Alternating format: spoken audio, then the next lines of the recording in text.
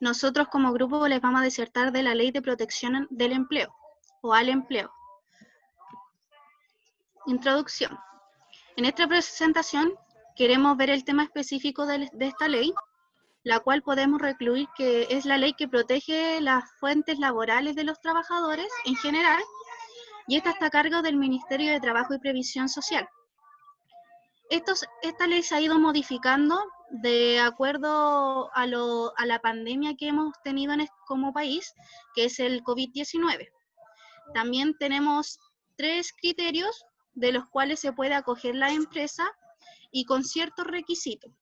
Todo esto lo veremos en las diapositivas más adelante. ¿De qué se trata la ley? Como bien dije, esta ley busca proteger las fuentes laborales de los trabajadores en general, dejándolos acceder a las prestaciones y complementos del AFC, o como otros lo conocen, el seguro de cesantía. Cuando se presenten uno de los siguientes contextos. Uno, que es la suspensión del contrato de trabajo por acto de autoridad, que en este caso sería cuarentena. Que se acuerde un pacto de suspensión del contrato de trabajo, el tercero, que se acuerde un pacto de reducción temporal de la jornada de trabajo. ¿En qué consiste la suspensión del contrato de trabajo? Consiste en que de acuerdo a los criterios, se reduce o se paga cierto tipo de remuneración que se saca del AFC, pero de cada trabajador. Solamente se saca del AFC individual del trabajador, y si este monto se fuera a acabar, se saca del AFS, que es el Fondo de Cesantía Solidario, que es el aporte del empleador y del Estado. Tenemos la suspensión del contrato de trabajo por acto de autoridad, que aplica cuando la autoridad ordena la inmovilización o el paro o la paralización, ya sea total o parcial, de las actividades. En estos casos podría ser un restaurante. Un restaurante, ya sea que haya cuarentena, no puede trabajar. En cambio, los supermercados sí pueden, porque son necesarios para la comunidad. Esto sería por el motivo de la restricción sanitaria del país. En este beneficio consiste en que los trabajadores y trabajadoras puedan acceder a su remuneración a través del seguro cesantía. Como podemos ver aquí en la tabla podemos ver que esto se saca del monto de la cuenta individual de cesantía. Entonces podemos ver que en los contratos indefinidos el empleador tiene que pagar el 1,6%. En cambio, el empleador en los contratos que tienen los trabajadores a plazo fijo o por obra o por faena, tiene que pagar el 2,8%. En cambio, el trabajador que tenga contrato indefinido tiene que pagar el 0,6%.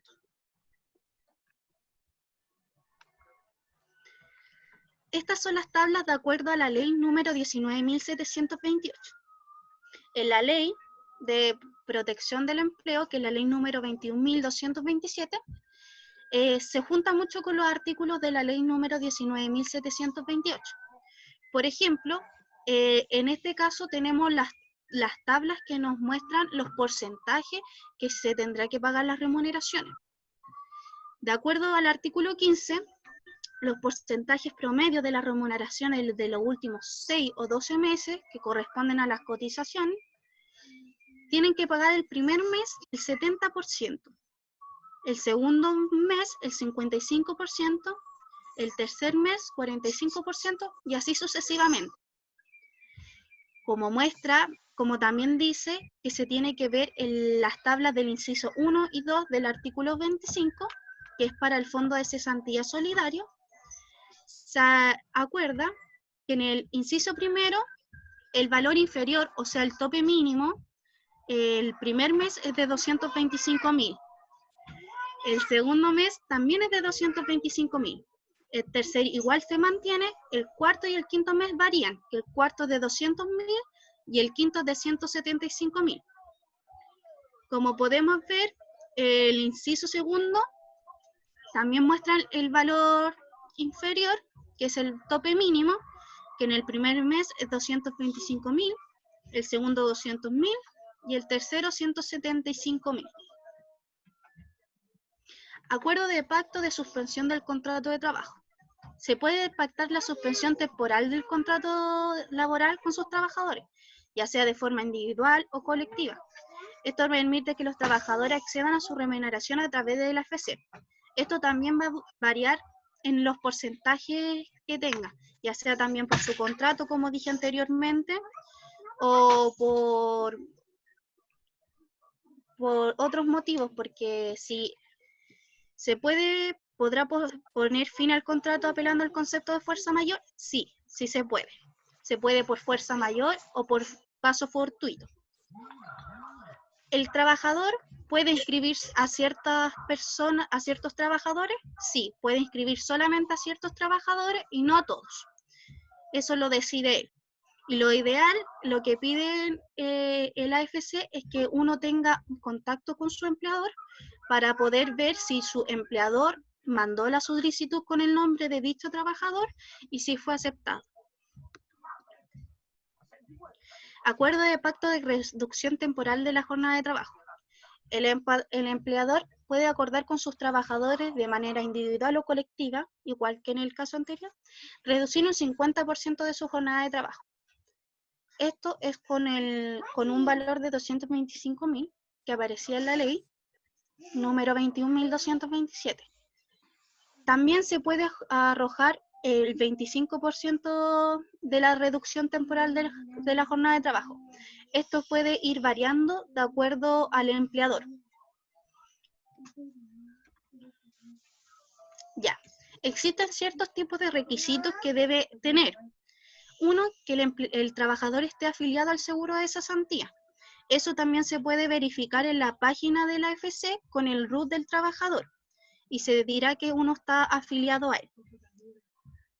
Dos, tiene que contar con 3 cotizaciones continuas registradas en el AFC en los últimos 3 meses independientes anteriores al acto de autoridad.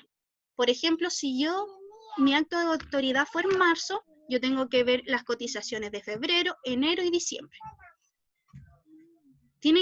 Otro caso es contar con un mínimo de 6 cotizaciones continuas o discontinuas registradas en el AFC durante los últimos 12 meses, siempre que registren al menos las últimas 2 cotizaciones con el mismo empleador en los 2 meses inmediatamente anteriores al acto de autoridad, que en este caso sería cuarentena, como dice entre paréntesis. ¿Qué trabajadores no pueden acogerse a este beneficio? No pueden acogerse, les voy a dar unos ejemplos, que serían los trabajadores independientes y las trabajadoras de casa particular.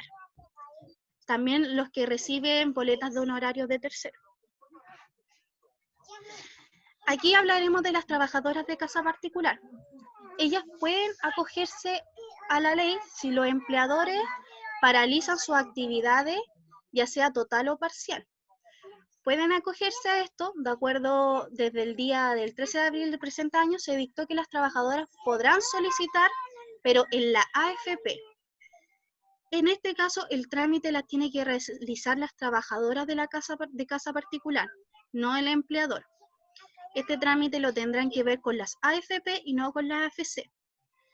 Eso se ven con la AFP a las que están afiliadas, el retiro de fondos de su cuenta de ahorro de indemnizaciones. Este propósito es de mitigar la pérdida o disminución de sus ingresos debido a la contingencia que está viviendo el país.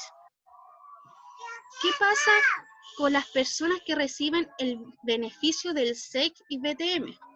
¿Pero qué es el SEC? El SEC, o más bien conocido como el subsidio al empleo joven. ¿Y qué es el BTM? El BTM también más conocido como el bono del trabajo de la mujer. En estos casos, los trabajadores que tengan uno de estos 2 subsidios o bonos y comiencen a las prestaciones de la ley, no perderán su calidad de beneficiario de los subsidios de los empleos censos, sino que continuarán con ellos. Existen distintas formas de pago. Este pago va a variar por el contrato. En el caso de los trabajadores con contrato a plazo indefinido, Como podemos ver a la izquierda de nuestra pantalla, nos muestran los porcentajes de la remuneración imponible. Como podemos ver, el primer mes va a ser 70%. Y en el caso de los trabajadores con contrato a plazo fijo, servicio u obra, también tiene cierto porcentaje. Pero en el contrato a plazo indefinido llega hasta el 6º mes o superior, que nos muestra la tabla de la ley, y en cambio el contrato a plazo fijo, servicio o obra, llega hasta el 3º. Ahora vemos sobre el fondo de cesantía solidario. En el caso del contrato a plazo indefinido, el primer mes, como podemos ver al lado izquierdo, es del 70%, pero tenemos un tope máximo y un tope mínimo. Si la remuneración promedio de uno de los trabajadores es inferior al tope mínimo, se dejará establecido el pago hasta el tope mínimo, que en nuestro primer mes sería 225.000. Si por dicha trabajador se sobrepasa del tope máximo, se quedará hasta el tope. Y así viceversa con los otros meses. Tienen que estar entre el tope máximo y el tope mínimo, que el primer mes tenemos 652.956 y el tope mínimo de 225.000. En el contrato a plazo fijo, servicio u obra, varía un poco este tope máximo y este tope mínimo. El primer mes, que es el 70%, tenemos el tope máximo de 466.398. Como pueden ver, entre el contrato a plazo indefinido y contrato a plazo fijo, hay harta diferencia del tope máximo. Y el tope mínimo se sigue manteniendo. El segundo mes, el tope mínimo es de 200.000 y el tope máximo es de 373.118. Pero aquí ya no, el segundo mes no va a ser el 55%, sino que va a ser el 40%. Y en cambio, el tercer mes ya no va a ser el 45%, sino será el 35%. No se le olvide que el FCS es el Fondo Cesantía Solidario, por si quieren anotarlo en su cuaderno. Tenemos la fecha de pago. Existe la fecha de cierre y la fecha de pago. La fecha de cierre es, como nos puede mostrar en Previred, tanto en la AFC como algunos se los mandan en el correo cuando se acepta la solicitud que mandó el trabajador. Voy a nombrar 3 fechas de pago y fechas de cierre, que sería del 23 de abril, que sería la fecha de cierre, hasta el 30 de abril. O sea, el 30 de abril al trabajador le estarían pagando. La fecha de cierre sería 29 de abril y el 7 de mayo al trabajador le estarían pagando. Y así sucesivamente. Teníamos el 8 de mayo, que fue la fecha de cierre, hasta el 15 de mayo, que es la fecha de pago. Esto va variando de acuerdo a la solicitud cuando se cierra. Igual el AFC tiene 4 días hábiles para avisarte si tu solicitud de los trabajadores fue aceptada o rechazada y quiénes fueron aceptados y quiénes fueron rechazados. Ahora vamos a ver los temas específicos que tiene la ley número 21.227. Como pudimos ver, esta ley se complementa mucho con la número 19.728 en distintas partes de sus artículos, sobre todo en las tablas de la remuneración y los porcentajes. Yo nombraré 9 que encontramos que fueron muy importantes, que una de ellas es que tampoco podrán acceder los trabajadores que perciban el subsidio por incapacidad laboral. Cualquier puede ser el origen de su naturaleza de la licencia médica.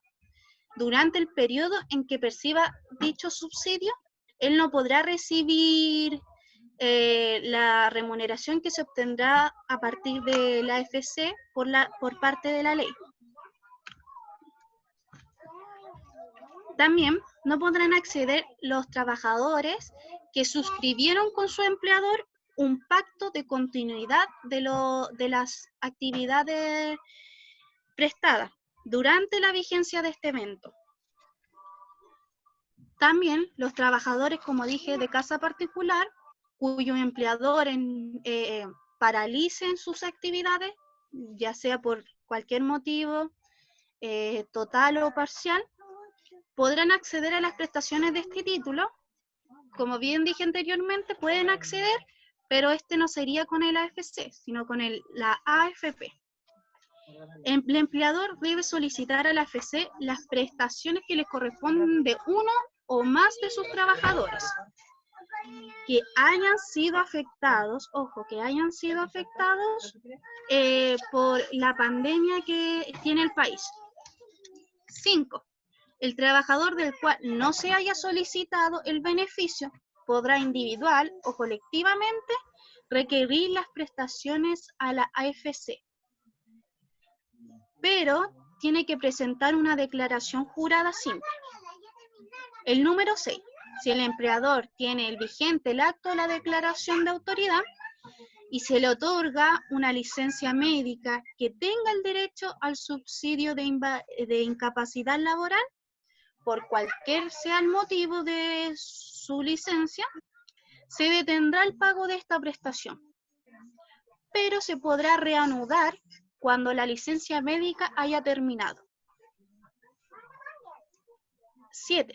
Si el empleador está obligado a pagar las cotizaciones previsionales y además de la seguridad social de ambas partes, tanto del trabajador como del empleador, eso tendría que pagar el empleador, con excepción a lo del seguro social que aparezca en la ley 16.744, las que se calcularán sobre el 100% de las prestaciones que tiene. El número 8 es que el trabajador tendrá derecho a licencia médica por enfermedad o accidente. En ambos casos tendrá que ser de origen común y a los subsidios de incapacidad laboral que produzca las mismas. Además tendrá cobertura al seguro de invalidez y sobrevivencia, aunque no se hayan pagado las cotizaciones. Y por último, la número 9, que volvemos a hablar de las trabajadoras de casa particular, que tendrán el derecho a percibir el beneficio, pero en este caso, como bien dije, será a través de la AFP, de la cual están afiliadas. Ahora veremos los temas específicos de la ley número 21.232.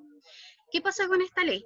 Esta ley modifica algunos artículos de la número 21.227, la cual faculta el acceso, como dice bien ahí, faculta el acceso a prestaciones del seguro de desempleo, de la ley número 19.728.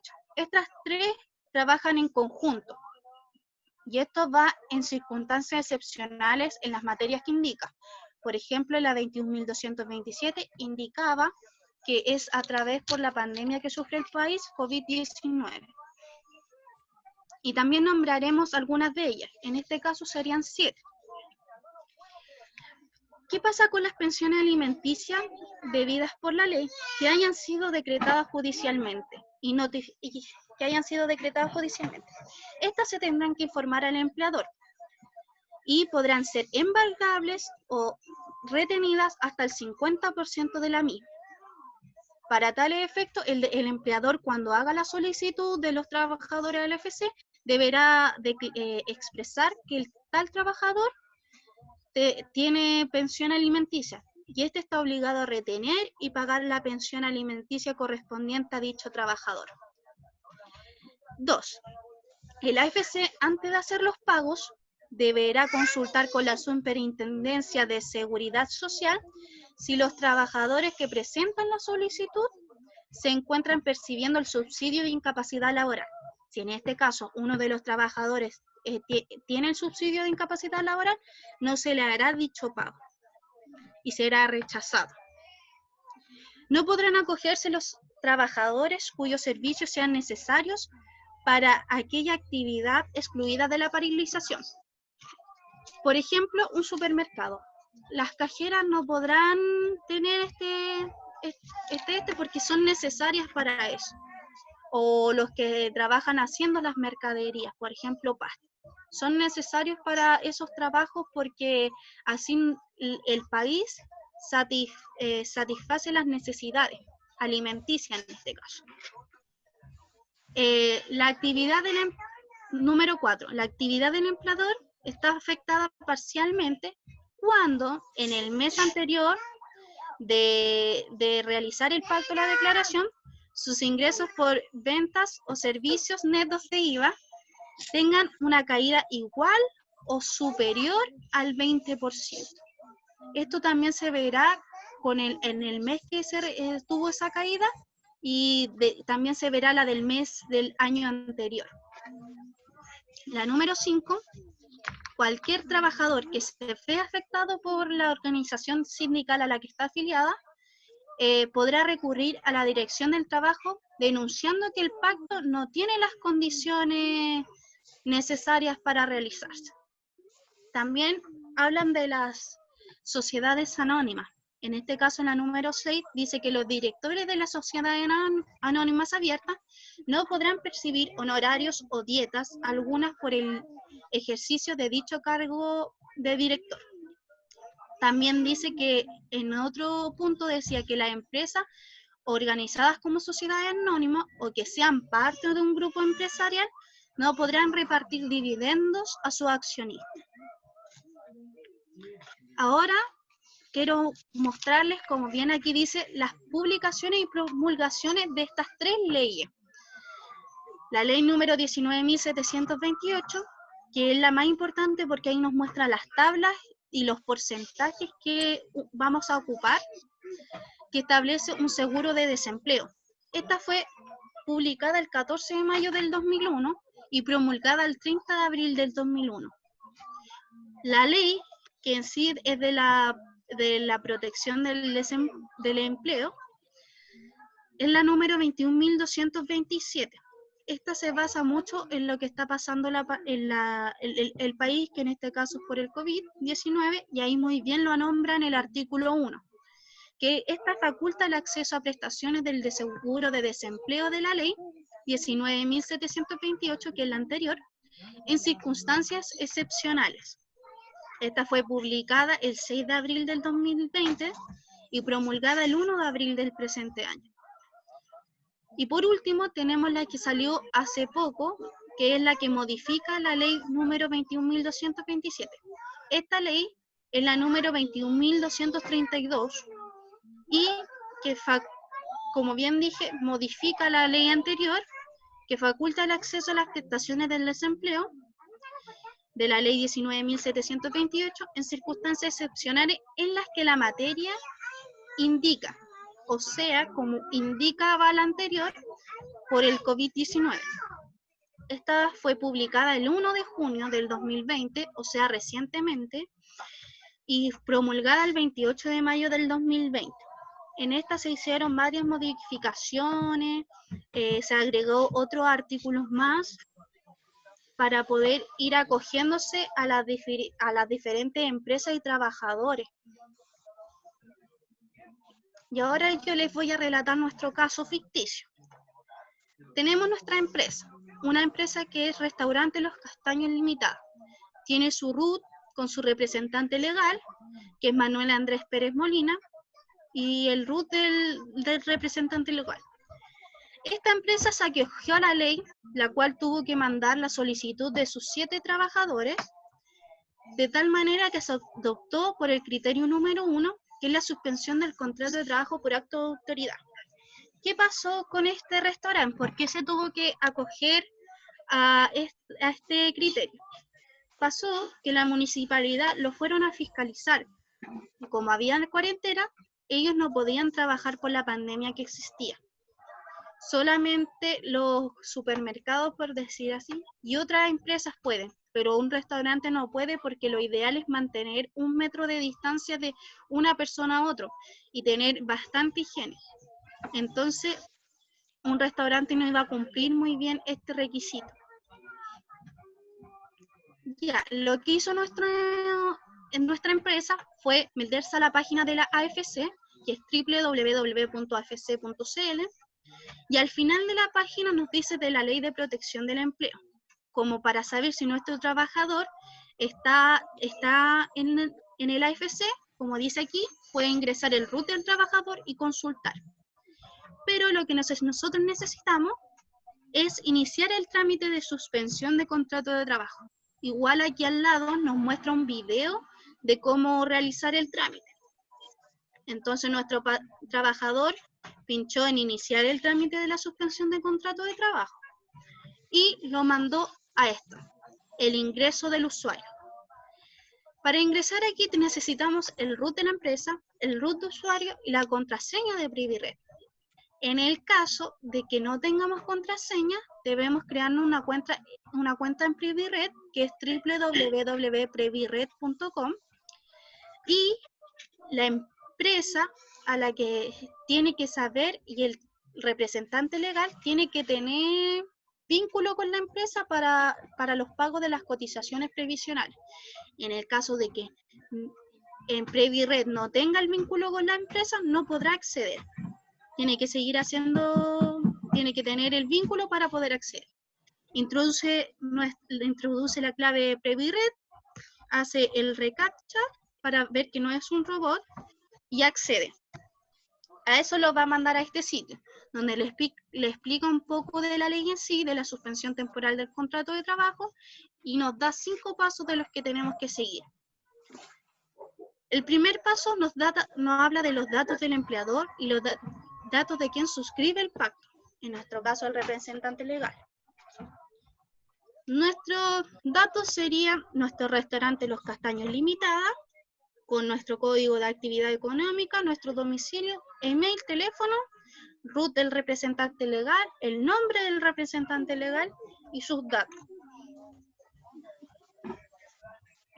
Después de continuar con eso, ya que ya tenemos los datos del empleador, continuamos nosotros y nos viene que tenemos que seleccionar el método de ingreso de los datos.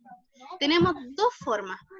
La primera es el ingreso manual de la nómina, que es la opción recomendada en nuestro caso porque solamente tenemos 7 trabajadores y el ingreso masivo de la nómina es para 200 o más trabajadores, o sea, para empresas muy grandes. Nosotros al pinchar el primer que el ingreso manual de los trabajadores, nos sale de la siguiente forma, donde nosotros tenemos que anotar los datos de nuestro trabajo. Aquí están los datos de nuestra primera trabajadora, que hace sus 45 horas semanales, con un contrato indefinido, el inicio del pacto, el final del pacto y las modalidades, cómo las vamos a pagar.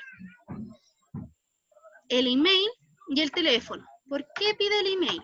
El email lo pide porque le va a llegar tanto al empleador como al trabajador si fue aceptada o rechazada la solicitud. Abajo en la tabla que se muestra van anotados todos los trabajadores que uno hizo la solicitud. Acá las causales de pacto. Esta es nuestra declaración jurada. Es una declaración jurada, como bien dije, una declaración jurada simple, donde el empleador tendrá con certeza ir tiqueando cada una de las cosas.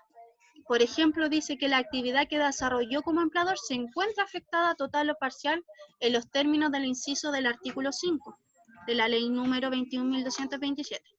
Entonces, si nosotros creemos, es un tic. Eso se va a ir tiqueando de acuerdo a lo que el empleador crea y tiene que ser responsable al momento de esto.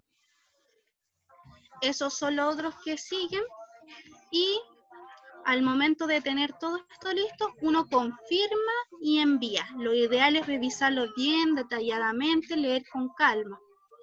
Confirmamos y enviamos y ahí nos manda el resultado de nuestra solicitud, en la cual nosotros tenemos nuestra ID de solicitud, el nombre del archivo y el peso. Hay algunos trabajadores que le sacan captura para guardar esto. Y ahí puedes ver que si uno tiene más de una solicitud, porque uno puede hacer más de una solicitud. Si en caso de que un empleador escriba en 3 solicitudes al mismo trabajador, solamente se aceptará la primera solicitud que se inscribió a dicho trabajador. No se puede repetir. porque la AFC lo va a rechazar la otra solicitud y se va a quedar con solo uno de ese empleador. Y aquí, como podemos ver, a nosotros nos aceptaron solamente a 3 trabajadores. ¿Qué pasó con los otros 4? 3 de ellos no cumplían los requisitos que pedía, ya que no tenían cotizaciones anteriormente. Y el otro trabajador hubo un error de digitación. Entonces, aquí vamos a ver los pagos que le realizaron a nuestros trabajadores. Nuestra primera trabajadora, Francisca González Riquelme, la cual su remuneración promedio es de 376.250. Como podemos ver en la tabla al lado de la remuneración promedio, ahí están los porcentajes. ¿Por qué están estos porcentajes? Porque ella tiene un contrato indefinido. Esta remuneración promedio se saca de las últimas 3 cotizaciones, o sea, 3 remuneraciones anteriores al pacto, la declaración que se realiza. Como podemos ver, en la fecha de pago y el monto que le van a pagar, en el primer mes se mantiene. Se mantienen los 263.375. Pero, ¿qué pasa en los siguientes meses? Al calcular el 55%, nos da inferior al tope mínimo. En este caso, el monto que va a tener nuestra trabajadora va a ser el tope mínimo porque al sacar la remuneración promedio del 55%, nos da 206.937.5. Entonces, este es inferior al tope mínimo. Como podemos ver con la trabajadora número 2, o trabajador en este caso, que es Camilo Fernández Becerra, que su remuneración promedio es de 372.069,67. El 70% está sobre el tope mínimo, entonces se va a mantener. Aquí sí lo aproximaron en la fecha de pago. En el primer mes se aproximó. Los segundo, tercer, cuarto y quinto mes es menor al tope mínimo, entonces se va a mantener el tope mínimo. ¿Qué pasó aquí con la trabajadora número 3? Gladys Cabello Pinto.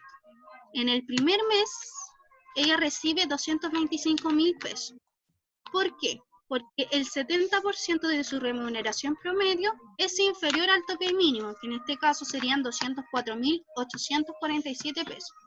Entonces, aquí lo que hace la AFC, mantiene el tope mínimo de 225.000. Y a ellos se les informa que su pago será a través de su cuenta RUT, Banco Estado de Chile, y el número de su cuenta. También dice que si uno tiene licencia médica, va escrito ahí, se le quitará las prestaciones y se le dará cuando la licencia médica termine, solo si tiene el subsidio de incapacidad laboral. Y también explica que esta remuneración promedio se realiza a través de las 3 cotizaciones anteriores del pacto de la declaración de autoridad. Y como podemos concluir, de forma general, esta ley pretende seguir pagando las remuneraciones de los trabajadores. Por tal motivo, para pagar estas remuneraciones, se saca del seguro de cesantía, pero de la cuenta de cada trabajador. Cuando este seguro de cesantía individual se acabe, se pasa al seguro de cesantía solidario.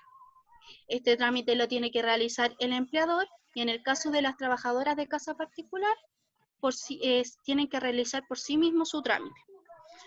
Además, como podemos acordarnos, que tenemos 3 criterios, que sería por acto de autoridad, suspensión del contrato de trabajo y reducción temporal del contrato de trabajo. Cualquiera de estos tiene su porcentaje y un tope máximo y un tope mínimo, como lo pudimos ver en las tablas. En cambio, existen trabajadores que no pueden optar por este beneficio, como los independientes, y hay de otros que tienen bonos y subsidios por el CENSE y esto sigue manteniéndose. Pudimos ver que la ley tuvo modificaciones y que los trabajadores que tengan pensión alimenticia y que sean decretadas judicialmente deberán seguir pagándolas, ya sea que se les retendrá o embargarán estas prestaciones. solamente se le retendrá en un 50%. Espero que le haya gustado nuestra disertación. Tratamos de hacerla más completa y si tienen alguna duda o consulta la pueden hacer. Muchas gracias por su atención. Ya. Su disertación, en el fondo,